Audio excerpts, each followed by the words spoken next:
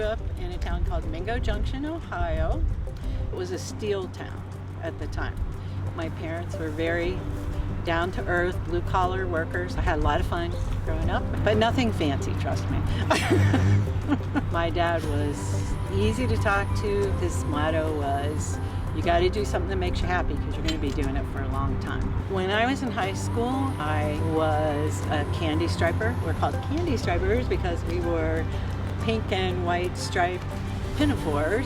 We cleaned rooms after patients left and made up the beds, but a few times they started sending me to transport patients to physical therapy. I thought, oh, this looks really interesting. I met this lady who worked at St. Joe Hospital, and she tried to recruit me for their PT department.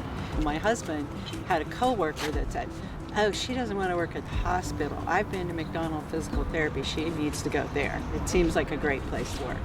I called them up and talked to Fran, and okay, we'll try it a couple days a week. We were in that tiny little room over on East Monroe. It was a really neat atmosphere. Had a lot of freedom about how you're going to treat your patients. We have an atmosphere where we're continuously learning. We always are trying to up our abilities. My most favorite thing is getting to know people. I've gotten to know many people, especially here, over the 30 years. I think the word physical therapy is somewhat deceiving because it makes a huge difference the emotional state that person is in.